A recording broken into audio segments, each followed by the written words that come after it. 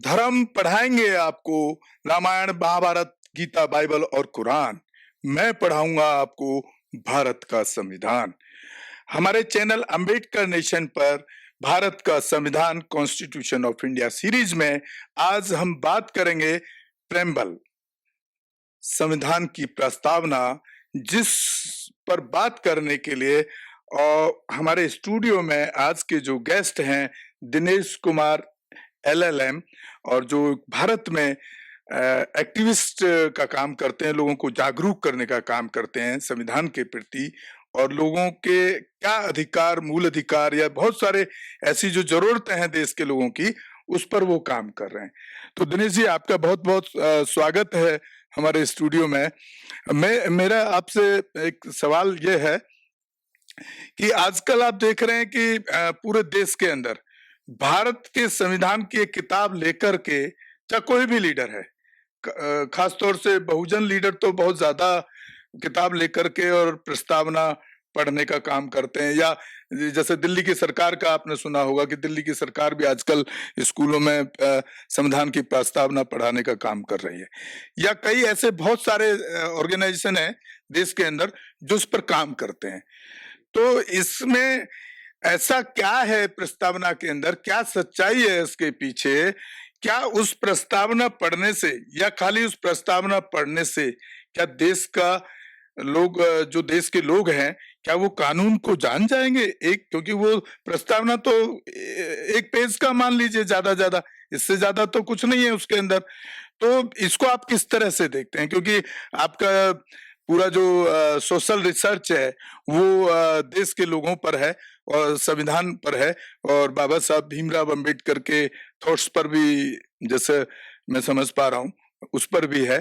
तो आप इस पे थोड़ा सा हमारे जो भी हमारे व्यूअर्स हैं, जो हमारे चैनल को देखते हैं, उन लोगों को आप प्लीज एक अच्छे से पूरे डिटेल के साथ बताएं। जी, आप सभी को जय मानवता, जय विज्ञान। आज मैं, भाई साहब ने जैसा प्रश्न किया है कि जिस संविधान की प्रस्तावना जितने भी संगठन के नेता हैं वो पढ़ते हैं, सरकारें भी संविधान की प्रस्तावना को पढ़ा रही हैं।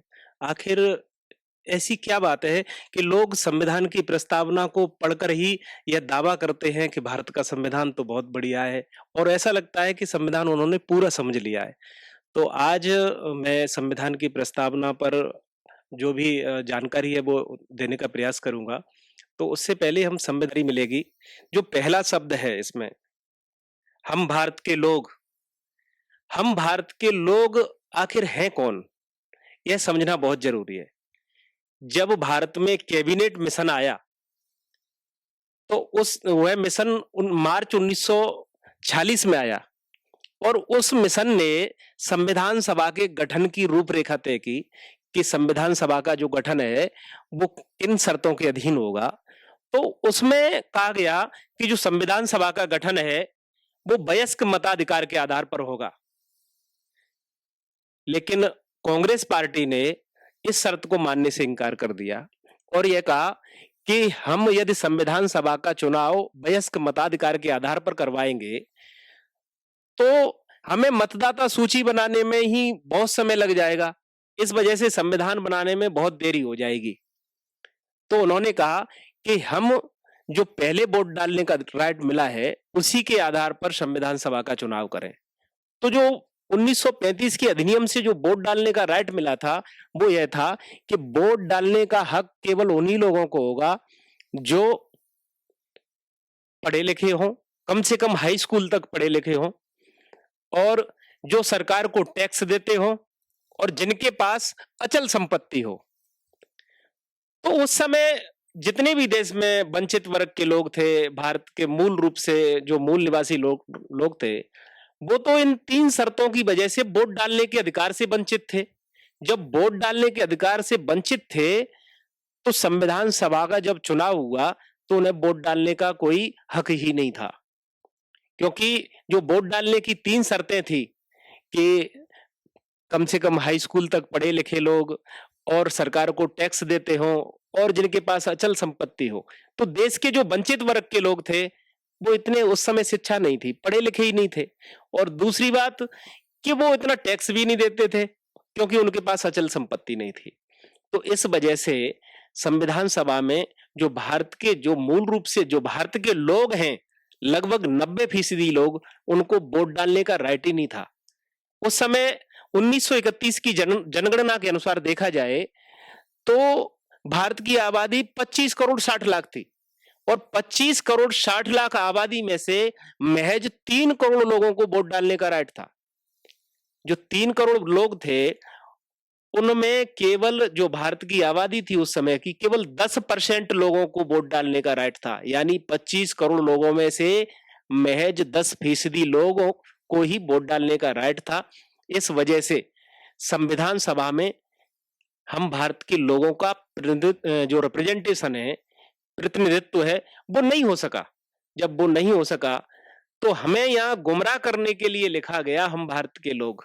अगर संविधान निर्माता यहाँ पहला शब्द जो प्रयोग करते, अगर वो लिख देते कि हम संविधान सभा के लोग, तो हम समझ जाते कि संविधान सभा में कौन लोग थे।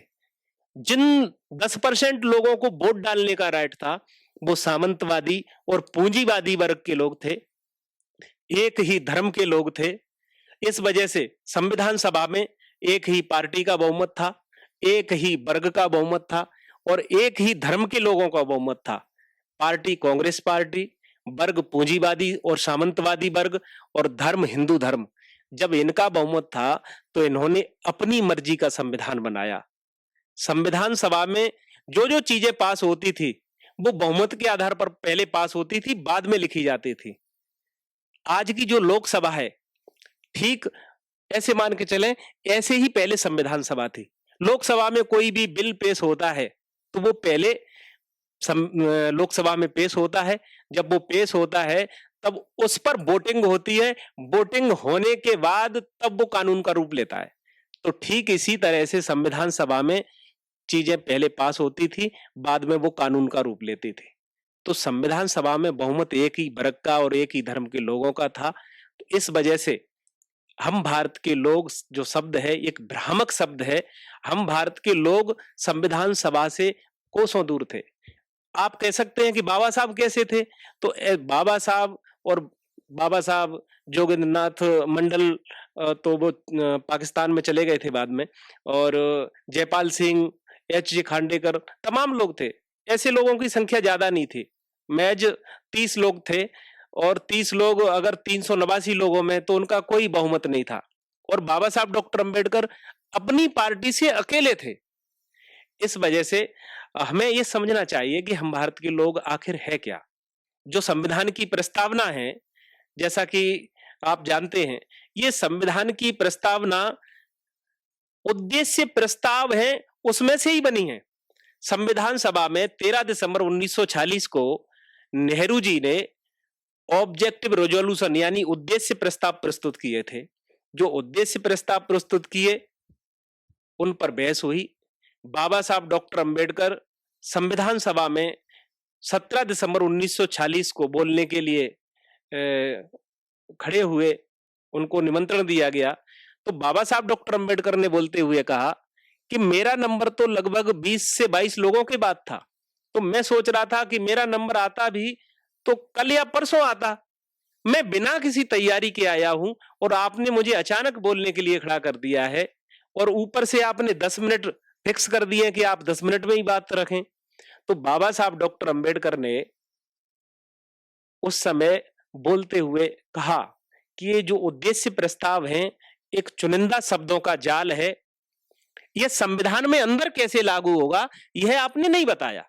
तो बाबा साहब डॉक्टर अंबेडकर ने उद्देश्य प्रस्ताव को निराशाजनक और एक चुनिंदा शब्दों का जाल कहा, बाक जाल कहा। लेकिन जितने भी वंचित वर्ग के लोग हैं, अंबेडकरवादी लोग हैं, उन्होंने बाबा साहब डॉक्टर अंबेडकर का संविधान सभा का जो 17 दिसंबर 1946 का भाषण है, वो पढ़ा नहीं। जब पढ़ा नहीं तो उनको जानकारी भी नहीं, और वो संविधान की प्रस्तावना को पढ़ करके ऐसा लगता है उनको कि पूरा संविधान यही है, जबकि बाबा साहब डॉक्टर अंबेडकर जो उद्देश्य प्रस्ताव हैं, उनको चुनिंदा शब्दों का जाल बताकर, निराशापूर्ण बताकर उसे खारिज कर चुके थे। लेकिन विडंबना इस बात की है कि जो वंचित वर्ग के लोग हैं, जो बाबा साहब डॉक्टर अंबेडकर को मानने वाले लोग हैं, उनको इस बात की जानकारी नहीं है। तो हम संविधान की प्रस्तावना में जो हम भारत का लोग शब्द है उसको समझा। अब आगे भारत को एक संपूर्ण प्रभुत्व संपन्न, आपको जानकारी होनी चाहिए कि संपूर्ण प्रभुत्व संपन्न का मतलब होता है कि इस पर किसी विदेशी शासन, विदेशी राज्य का कोई भी हस्तक्षेप नहीं होगा, किसी दूसरे देश के अधीन नहीं होगा। लेकिन भारत कानूनी रूप से आज भी अंग्रेजों के अधीन है, क्योंकि जो संविधान का अनुच्छेद 147 है उसमें स्पष्ट लिखा है कि भारत स्वतंत्रता अधिनियम जो 1947 के प्रोविजन है वो आज भी इस पर लागू होंगे, उसी के अनुसार इसका संविधान का इंटरप्रिटेशन किया जाएगा। 1935 का जो अधिनियम है, भारत सरकार अधिनियम, उसके अनुसार इसका इंटरप्रिटेशन किया जाएगा। और भारत कॉमनवेल्थ जो कंट्रीज हैं उनका हिस्सा है। भारत आज कानूनी रूप से अंग्रेजों का गुलाम है, इंग्लैंड का गुलाम है।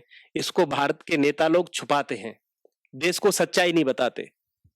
भारत जैसे कोई भी कानून है, अभी किसान आंदोलन पे बैठे हुए हैं, अगर तीनों कानून वापस ले लिए जाएं तो वो कानून खत्म हो जाएंगे, उनका जो वजूद है वो खत्म हो जाएगा। तो हमें जो आजादी मिली है वो 15 अगस्त 1947 के अधिनियम से मिली है। अगर अंग्रेज अपने द्वारा बनाए हुए इस कानून को वापस ले लें, भारत स्वतंत्र अधिनियम 1947, इसको वापस ले लें, तो भारत कानून रूप से उनका फिर से गुलाम बन जाएगा। तो हम संपूर्ण रूप से प्रभुत्व संपन्न भी नहीं है। एक शब्द इसमें प्रयोग किया गया है, समाजवादी। ये जो समाजवादी शब्द है वो 42वें संविधान संशोधन के द्वारा बाद में जोड़ा गया। जब बाद में जोड़ा गया, भाई ऑब्जेक्टिव रिजोल्यूशन है वो तो संविधान के पहले पास हुए कि हम ऐसा ऐसा संविधान बनाएंगे, लेकिन समाजवादी शब्द है वो बाद में जोड़ा गया। समाजवादी का मतलब है कि इस देश की जो अर्थव्यवस्था है वो समाजवादी होगी, उत्पादन के संसाधन है वो सरकार के नियंत्रण के अधीन होंगे। अगर इस देश की व्यवस्था समाजवादी होती, इस देश के संविधान की व्यवस्था समाजवादी होती, तो आज जो भाजपा सरकार सारी चीजों को औने पौने दाम में अपने चहेतों को बेचती चली जा रही है, निजीकरण करती चली जा रही है, शायद ये निजीकरण नहीं हो पाता। हमारे संविधान के अंदर समाजवादी व्यवस्था की जो अर्थव्यवस्था है उसको अडॉप्ट नहीं किया गया। एक मिलीजुली अर्थव्यवस्था है और उस पर भी कोई अंकुश नहीं। चाहे तो कोई पूरे देश को ही बेच सकता है, ऐसा इसमें कोई प्रावधान नहीं है कि इसमें समाजवादी ही चीजें होंगी। इस वजह से भाजपा सरकार उत्पादन के संसाधनों को बेचती चली जा रही है। आप देख रहे हैं, रेल बेच दिया, एयरपोर्ट बेच दिया, सारी पेट्रोलियम संसाधन सारे बेच दिए, सारी चीजें बेची जा रही हैं, बिजली है उसको भी बेच दिया। जब ये सारा निजीकरण किया जा रहा है तो इसके आगे चल के बहुत दुष्परिणाम होंगे, उस पर हम बाद में चर्चा करेंगे कभी। तो जो समाजवादी शब्द है वो भी भ्रामक है। तीसरा एक अलग से शब्द है, एक धर्मनिरपेक्ष। तो जितने भी देशवासी हैं उनको लगता है कि ये संविधान तो धर्मनिरपेक्ष है, सेकुलर है, लेकिन ऐसा नहीं है। ऐसा क्यों नहीं है? क्योंकि भारत का जो संविधान है उसमें अनुच्छेद 290 का लिखा हुआ है।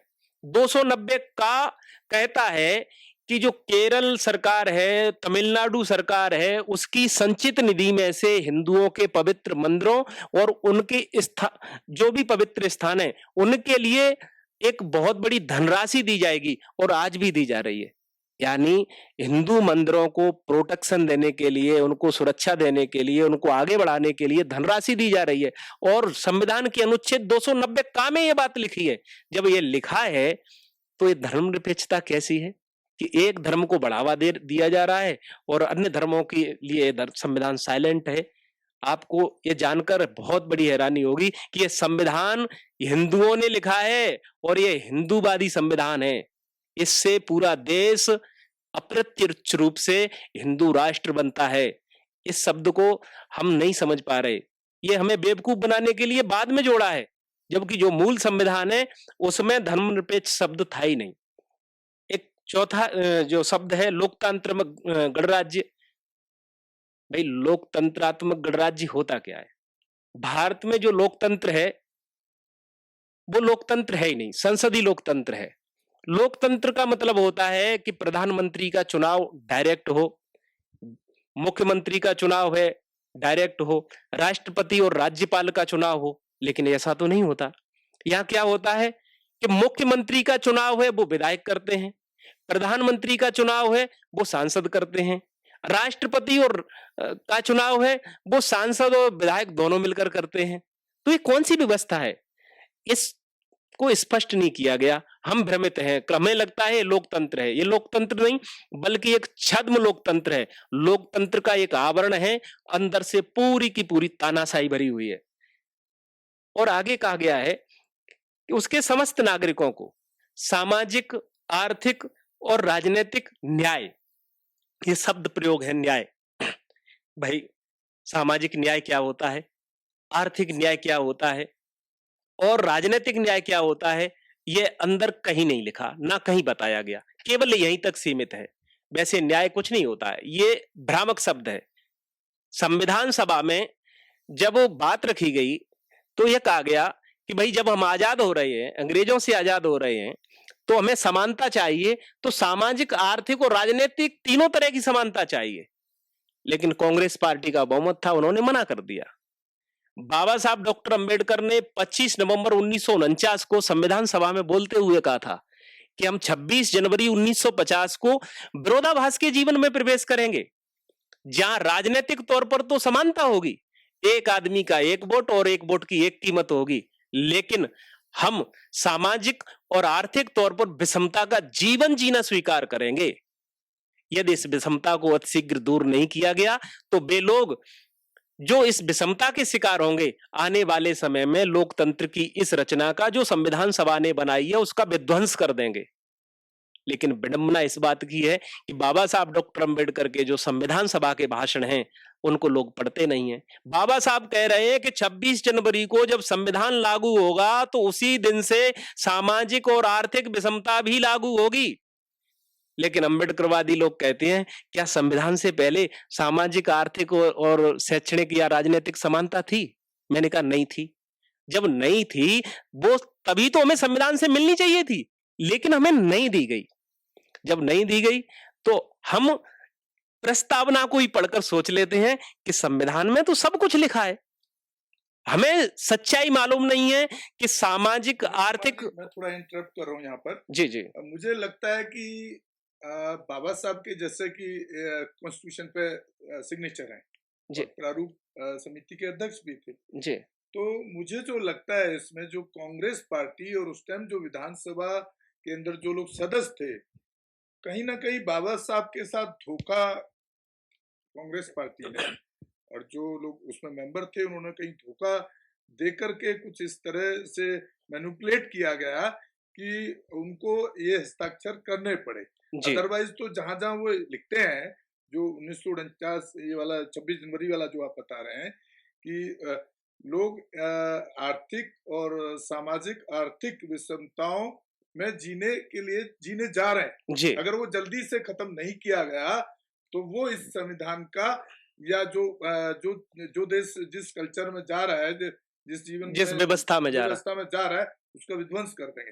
तो मुझे ऐसा लगता है यहाँ कहीं ना कहीं बाबा साहब भीमराव अंबेडकर के साथ में धोखा जी, उस पर मैं जिक्र करूंगा, जरूर करूंगा। पहले हम इसी को स्पष्ट कर लें। जो सामाजिक, आर्थिक, शैक्षणिक गैर बराबरी की बात है, इसके बारे में बाबा साहब डॉक्टर अंबेडकर 18 मार्च 1956 को आगरा में आए। जब वो आगरा में आए तो उन्होंने जन समूह को संबोधित करते हुए कहा कि तुम्हें एकजुट होकर निरंतर संघर्ष करना है और तुम्हें सामाजिक, आर्थिक और शैक्षणिक गैर बराबरी मिटाने के लिए हर प्रकार की कुर्बानी देने के लिए, यहां तक कि अपना खून बहाने के लिए भी तैयार रहना है। अगर बाबा साहब डॉक्टर अंबेडकर के साथ धोखा नहीं होता, उनके साथ छल नहीं होता और उनकी सारी चीजें मान ली जाती, तो बाबा साहब डॉक्टर अंबेडकर अपने लोगों को संबोधित करते हुए यह नहीं कहते कि तुम्हें हर प्रकार की कुर्बानी देने के लिए, यहां तक कि अपना खून बहाने के लिए तैयार रहना है। फिर बाबा साहब कहते कि मेरे बच्चों, मैंने आपके लिए संविधान बना दिया है, आपको किसी संघर्ष की जरूरत नहीं है, घर में आराम से सो, मौज करो। लेकिन बाबा साहब कह रहे हैं कि तुम्हें सामाजिक, आर्थिक, शैक्षणिक गैर बराबरी मिटाने के लिए, हर प्रकार की कुर्बानी देने के लिए, यहां तक कि अपना खून बहाने के लिए भी तैयार रहना है। जरूर इसमें गड़बड़ है। बाबा साहब डॉक्टर अंबेडकर ने 2 सितंबर 1953 को राज्यसभा में जब आंध्र प्रदेश का बिल पेश किया गया, उस समय बोलते हुए कहा कि मुझे तो हैक कर लिया गया था। संविधान सभा ने जो कहा उसमें मैंने ज्यादातर अपनी मर्जी के खिलाफ किया। इस संविधान से किसी का भी भला नहीं होगा। मुझे अवसर मिले तो सबसे पहले मैं इस संविधान में आग लगाऊंगा। ये बाबा साहब के शब्द हैं। बाबा साहब डॉक्टर अंबेडकर ने 22 दिसंबर 1952 को पूना की लाइब्रेरी का जो उद्घाटन हुआ, उस समय भाषण दिया। तो उन्होंने लोकतंत्र को समझाया, लोकतंत्र की 6 शर्तें बताई। तो बाबा साहब डॉक्टर अंबेडकर ने चौथी शर्त में कहा कि वर्तमान संविधान को लेकर लोग काफी जोशपूर्ण हैं, लेकिन मैं उनमें से नहीं हूं। मैं उन लोगों में शामिल होने के लिए तैयार हूं जो वर्तमान संविधान को खत्म करके उसकी जगह नया संविधान बनाना चाहते हैं, क्योंकि यह संविधान एक हड्डियों का ढांचा है जिसमें मांस वहां पाया जाता है जिसे हम संवैधानिक नैतिकता का नाम देते हैं। अगर बाबा साहब डॉक्टर अम्बेडकर की मर्जी का संविधान होता तो वो इस तरह का स्टेटमेंट कतई नहीं देते। और हाँ, जो 2 सितंबर 1953 को स्टेटमेंट दिया गया, उसके बारे में कहते हैं लोग कि ये तो जल्दबाजी में दिया गया या गुस्सा में दिया गया। ऐसा नहीं है। बाद में उन्होंने इस स्टेटमेंट का समर्थन किया और 19 मार्च 1955 को राज्यसभा में उन्होंने बोलते हुए कहा कि मैं उस समय जल्दबाजी में था। उसका कारण नहीं बता पाया कि मैंने उस समय ऐसा क्यों कहा।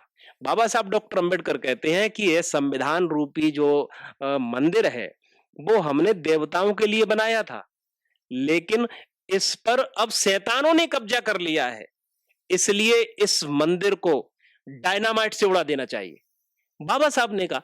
लेकिन विडंबना इस बात की है कि जितने भी अंबेडकरवादी लीडर हैं वो इस सच्चाई को बताते नहीं हैं, लोगों को गुमराह करते हैं, क्योंकि ऐसा करने से उनकी दुकानदारी चलती है, नेतागिरी चलती है। इसलिए संविधान के प्रति लोगों के बीच में इतनी आस्था है और ये स्थापित हो चुका है कि संविधान मतलब बाबा साहब और बाबा साहब मतलब संविधान। संविधान की सच्चाई कोई नहीं बताना चाहता, लेकिन इस कठिन काम को हमने अपने हाथ में लिया है। हम बता रहे हैं और डंके की चोट से बता रहे हैं। बाबा साहब डॉक्टर अंबेडकर का रेफरेंस देकर के बता रहे हैं कि ये संविधान है क्या। अब जो सामाजिक, आर्थिक और जो शैक्षणिक गैर बराबरी की बात थी वो इस संविधान में है। इसीलिए बाबा साहब ने जो 18 मार्च 1956 को कहा वो आपको मैंने बताया। और आगे शब्द जो प्रयोग किए गए हैं, विचार, अभिव्यक्ति, विश्वास, धर्म और उपासना की स्वतंत्रता। आपको विचार अभिव्यक्ति की स्वतंत्रता है, यह स्वतंत्रता नहीं है। इसका मैं जिक्र थोड़ी देर में करूंगा। आगे लिखा है विश्वास, धर्म और उपासना। ये तीनों शब्द एक ही हैं, सिनोनिम्स हैं। अरे भाई, विश्वास है, हमारा धर्म में ही तो होता है विश्वास। और उपासना, विश्वास, धर्म, उपासना, फेथ, बिलीफ एंड वर्शिप, यानी इंग्लिश में प्रयोग किया गया फेथ और बिलीफ दोनों सिनोनिम्स है। और जो वर्शिप है वो तो फेथ है ही। तो ये तीनों चीजों को गुमराह कर दिया। ये हमें गुमराह करने के लिए तीनों शब्द अलग अलग भाव में प्रस्तुत कर दिए, जबकि उनका एक ही मतलब है। जो पहला शब्द है विचार अभिव्यक्ति की स्वतंत्रता, अनुच्छेद 19 में दी गई है। विचार और अभिव्यक्ति की स्वतंत्रता, स्वतंत्रता तभी होती है जब उस पर प्रतिबंध नहीं हो। अगर उस पर प्रतिबंध है तो वो स्वतंत्रता नहीं। तो अनुच्छेद 19 के क्लॉज 2 में जो 6 प्रकार की स्वतंत्रताएं क्लॉज 1 में दी हैं, वो उन पर प्रतिबंध लगाया हुआ है कि 2 में। अगर जैसे अभी आपने देखा लखीमपुर खीरी में एक मंत्री के बेटे की कार ने किसानों को रौंद डाला, कुचल दिया। अब आप कह सकते हैं कि अनुच्छेद 19 में तो बोलने की आजादी है, भ्रमण की आजादी है, अपनी बात रखने की आजादी है, सभा करने की आजादी है, तमाम चीजें हैं। तो लखीमपुर में लोगों को जाने से क्यों रोका गया? भाई भ्रमण की आजादी है, रोक दिया। क्यों? क्योंकि सरकार को ताकत है, अनुच्छेद 19 के क्लॉज 2 के तहत रोक सकती है। आपको जाने से रोक सकती है, सभा करने से रोक सकती है, बोलने से भी रोक सकती है। तो जब वो रोक सकती है तो स्वतंत्रता कहाँ है? ये तो एक एग्रीमेंट है, मर्जी होगी तो देंगे, नहीं होगी तो नहीं देंगे। स्वतंत्रता पूर्ण रूप से होती है, प्रतिबंधों से रहित होती है। लेकिन हम ये जान लेते हैं, ये मान लेते हैं कि बस ये लिखा है तो ये सही है, लेकिन आगे की जो शर्तें हैं, जो कानूनी दांव-पेच हैं, वो हमें हमारे भोले भाले लोग हैं उनको पता नहीं होता। तो हम मान लेते हैं कि अनुच्छेद 19 में तो बहुत बड़ी आज़ादी है, लेकिन वो आज़ादी शर्तों के अधीन है और जो शर्तों के अधीन आज़ादी हो, वो आज़ादी नहीं, वो गुलामी होती है। इस बात को हमें जान लेना चाहिए। आगे इसमें जो विचार अभिव्यक्ति और धर्म उपासना की स्वतंत्रता है, ये दरअसल मूल अधिकारों में नहीं होना चाहिए था, लेकिन इसको मूल अधिकारों में रखा गया। ये अधिकार हमें यहाँ दिखाने के लिए रख दिए गए, प्रतिष्ठा और अवसर की समता, ये नहीं होनी चाहिए थी। जो समानता शब्द है, इक्वलिटी है, वो कौन-सी होनी चाहिए थी? सामाजिक, आर्थिक और राजनीतिक समानता होनी चाहिए थी, लेकिन वहाँ उन्होंने न्याय शब्द रख दिया। बाबा साहब डॉक्टर अंबेडकर ने जो संविधान बना करके संविधान सभा को दिया, स्टेट एंड माइनॉरिटी, राज्य और अल्पसंख्यक, इसमें भी प्रस्तावना है। इसमें जो प्रस्तावना है, तो उसमें बाबा साहब डॉक्टर अंबेडकर ने लिखा है, वंचित वर्गों को अधिक अच्छे अवसर प्रदान करके सामाजिक, राजनीतिक और आर्थिक गैर-बराबरी को दूर करने के लिए। इसमें I think Dinesh Kumar ji volume 2 में भी बाबा साहब जी, जी, जी। हाँ, जो वॉल्यूम नंबर जो बाबा साहब के वॉल्यूम्स हैं, लिखा हुआ है। जी, बाबा साहब के जो वॉल्यूम हैं, जो भारत सरकार ने छपवाए हैं, और बाबा साहब के खुद के लिखे हुए। जी, जी, बिल्कुल। तो इसके वॉल्यूम नंबर 2 जो हिंदी वर्जन है, उसमें पेज नंबर 167 पर दिया हुआ है। अगर आप इंग्लिश में पढ़ना चाहते हैं, अगर आपके पास इंग्लिश के वॉल्यूम्स हैं, तो उसमें बाबा साहब डॉक्टर अंबेडकर का जो संविधान है, वो वॉल्यूम नंबर 1 पेज नंबर 380 पर स्टेट एंड माइनॉरिटी पढ़ सकते हैं।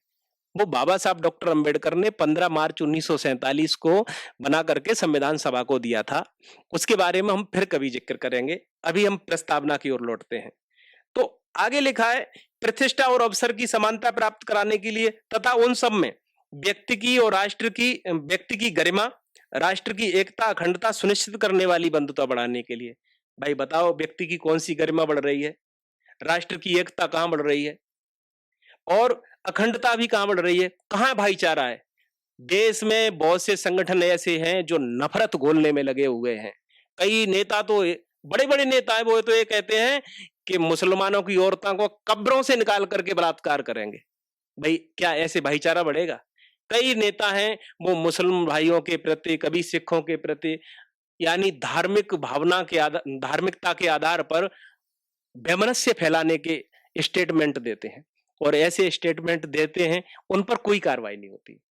क्या ऐसे देश की बंधुता है वो बढ़ेगी? मैं नहीं समझता। और देश की बंधुता तब बढ़ती जब ये देश, इस संविधान के अंदर धार्मिक आजादी नहीं होती, इस संविधान के अंदर जाति व्यवस्था नहीं होती। इस संविधान के द्वारा इन्होंने जाति व्यवस्था को बचाया। जब तक देश में जातियां हैं, बाबा साहब डॉक्टर अंबेडकर कहते हैं, जातियां लोकतंत्र की विरोधिनी होती हैं। जातियां एक लड़ता हुआ समूह है। जब ये लड़ते हुए समूहों को संविधान से बचा दिया गया, तो यहां भाईचारा कैसे स्थापित होगा? मनुस्मृति के समय में भी 6743 जातियों से अधिक जातियां थीं, लेकिन उस समय प्रमाण पत्र नहीं मिलता था। इन जो ब्राह्मणवादी, सामंतवादी लोग हैं, उन्होंने संविधान में ऐसे प्रावधान कर दिए कि आज आपको जाति प्रमाण पत्र बनवाना पड़ता है कि हम फला जाति के हैं, ये हमारा जाति प्रमाण पत्र है। वो भी तहसीलदार और एसडीएम के यहां से जाति प्रमाण पत्र बनता है। आज देश में जातियां हैं, जातियां लड़ता हुआ समय है, जातियां लोकतंत्र की विरोधिनी होती हैं। तो बाबा साहब डॉक्टर अंबेडकर जब इस तरह का स्टेटमेंट दे सकते हैं, तो वो तो ये जानते होंगे जरूर कि जातियां संविधान में क्यों रखी जाएं। तो वो अकेले थे। क्यों लिखते थे? अकेले थे वो। जब वो अकेले थे, उनका बहुमत नहीं था, फिर भी उन्होंने जो कुछ भी किया लड़ झगड़ करके किया। लेकिन बाबा साहब डॉक्टर अंबेडकर संविधान सभा में अकेले होने की वजह से, उनका बहुमत ना होने की वजह से, जैसा कि उन्होंने 2 सितंबर 1953 को कहा कि मैंने बहुत कुछ अपनी मर्जी के खिलाफ किया, तो उन्होंने सारा काम मर्जी के खिलाफ किया। आगे इसमें लिखा है, दृढ़ संकल्प होकर इस संविधान सभा में आज तारीख 26 नवंबर 1949 को, कहने का मतलब ये है, जो प्रस्तावना है, प्रस्तावना संविधान में पहले दी गई है। जब पहले दी गई है, तो ये पहले पास क्यों नहीं हुई? इसका नाम है प्रीएम्बल। प्री का मतलब पहले, लेकिन ये लास्ट में पास हुई कब? जब संविधान पास हो रहा है, यानी 26 नवंबर 1949 को जब लास्ट में पास हो रही है, तो ये लास्ट एम्बल है, लास्ट में बनी है। कब बनी है? 26 नवंबर 1949 को। फिर ये कह रहे हैं कब कि हम भारत के लोग ऐसा संविधान बनाएंगे, कैसा?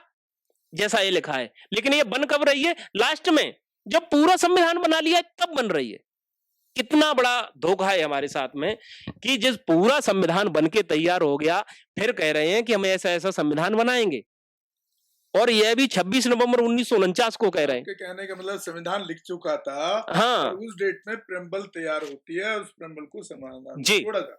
जी भाई साहब, संविधान की जो डेट है ना प्रियम्बल की, वो लिखी है कि हम 26 जनवरी को इसे लागू कर रहे हैं। 26 नवंबर 1949 को इसको लागू कर रहे हैं। ये प्रस्तावना में इसकी डेट लिखी है, यानी ये संविधान की जो प्रस्तावना है बाद में बनी है, संविधान पहले बना है, और यहां संकल्प लिया जा रहा है कि हम ऐसा ऐसा संविधान बनाएंगे। जब संविधान बन के तैयार हो गया तो हमें गुमराह करने के लिए ये चीजें की गई। लेकिन हमारे जो भोले भाले लोग हैं वो जानते ही नहीं है, जानते नहीं है। अनभिज्ञता के कारण इस संविधान की प्रस्तावना को पढ़कर ये समझ लेते हैं कि हम तो संविधान के बहुत बड़े विशेषज्ञ बन गए। इसलिए आप सब लोग गंभीरता से समझें, इस पर रिसर्च करें, और मैं समझता हूं कि देश के जितने भी पढ़े लिखे बुद्धिजीवी हैं उनकी जिम्मेदारी है कि वो देश को सच्चाई बताएं। तो साथियों, आप सुन रहे थे जो हमारे कॉन्स्टिट्यूशन ऑफ इंडिया का जो इसको प्रेम्बल और जिसको प्रेम्बल और प्रस्तावना कहते हैं या उद्देशिका कहते हैं, जो उसको लोग बहुत ज्यादा बड़े लेवल पर लोग प्रमोट करते हैं, उसका पूरा जो अर्थ है, हमारे साथ जो बैठे हैं दिनेश कुमार LLM साहब, जो देश के संविधान पर काम कर रहे हैं, बहुत गहराई से अध्ययन और रिसर्च कर रहे हैं, और बाबा साहब भीमराव अंबेडकर के पूरे लिटरेचर का अध्ययन कर रहे हैं। तो उन्होंने बहुत बखूबी और बहुत अच्छे तरीके से तर्कशील तथ्यों के साथ आपको समझाया है, और मैं उम्मीद करता हूं कि आप जरूर उनसे एक सीख और प्रेरणा लेंगे इस हमारे इस एपिसोड से, कि आप बाबा साहब भीमराव अंबेडकर के लिटरेचर को भी कॉन्स्टिट्यूशन के साथ साथ उस पर रिसर्च और पढ़ने का काम करेंगे। बहुत जी निवेदन और कि जो बाबा साहब डॉक्टर अंबेडकर का असली संविधान है, स्टेट एंड माइनॉरिटी, राज्य और अल्पसंख्यक, इसको जरूर पढ़ें, क्योंकि बाबा साहब के विचारों का यही संविधान असली है। और उन्होंने इसको 15 मार्च 1947 को संविधान सभा को दिया, लेकिन संविधान सभा ने इसे रद्दी की टोकरी में फेंक दिया। और दुर्भाग्य इस बात का है, शब्द गलत प्रयोग कर रहा हूं, विडंबना इस बात की है कि हमारे नेता लोग इसके बारे में बताते नहीं हैं। हमारे जितने भी भोले भाले अम्बेडकरवादी लोग हैं वो इससे अनभिज्ञ हैं। जब वो इसको पढ़ेंगे तो निश्चित रूप से उन्हें सच्चाई से वो रूबरू होंगे, और जो एक भ्रम में है वो भ्रम भी उनका दूर होगा। जी दिनेश कुमार जी, बहुत बहुत स्वागत है। आपने हमें बड़ा कीमती अपना टाइम दिया, क्योंकि आप रिसर्च कर रहे हैं और पढ़ाई पर बहुत ज्यादा फोकस कर रहे हैं, बाबा साहब के लिटरेचर पर और कॉन्स्टिट्यूशन पर। उसके लिए हम आपके बहुत आभारी हैं। बहुत बहुत धन्यवाद आपका हमारे अम्बेडकर नेशन चैनल पर। तो साथियों, आप सुन रहे थे दिनेश कुमार LLM, जो दिल्ली में ही रहते हैं, और आपको बाकी मैं बता ही चुका हूं कि बाबा साहब के ऊपर पूरा अध्ययन करने के बाद तर्कशील पॉइंट्स को रखते हुए उन्होंने सारा आपको प्रेम्बल और ये सब समझाया। तो मैं उम्मीद करता हूं इस एपिसोड के बाद आप बाबा साहब के अंबेडकर साहब के लिटरेचर को पढ़ने का काम और उनके विचारों को अपने अंदर लेने का काम करेंगे। इसी के साथ विदा लेते हैं। जय भीम, जय भारत, जय संविधान। गौतम रत्ना, अम्बेडकर नेशन चैनल से। रोको मत, हमें टोको मत, हमें आगे बढ़ते जाना है।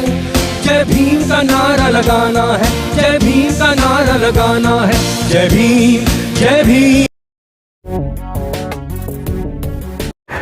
मैं गौतम रत्ना आपका बहुजन फिल्म प्रोडक्शन में स्वागत करता हूं, और आप हमारे प्रोडक्शन हाउस के अंदर अपना कैरियर बना सकते हैं as a film director, as a producer and actor and actress and editor and cinematographer also.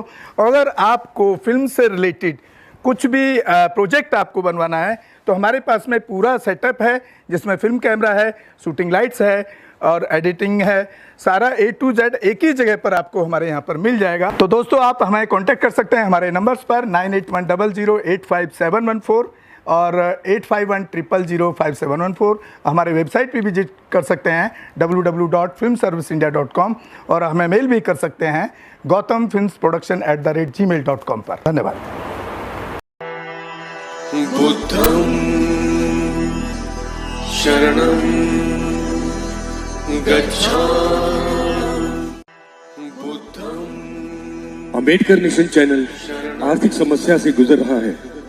अगर आप बहुजन समाज में बाबा साहेब अंबेडकर और तथागत बुद्ध की विचारधारा को अधिक से अधिक लोगों तक पहुंचाना चाहते हैं तो हमें आर्थिक सहयोग प्रदान करें, ताकि हम अपने चैनल के माध्यम से देश विदेश में समता, बंधुता, एकता और संवैधानिक अधिकारों को ज्यादा से ज्यादा लोगों तक पहुंचा सकें।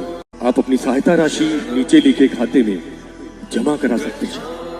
खाता धारक गौतम रत्न, खाता संख्या 316957686551, IFSC कोड SBIN 0060336, बैंक भारतीय स्टेट बैंक। आप हमारे बैंक खाते का विवरण स्क्रीन पर भी देख सकते हैं।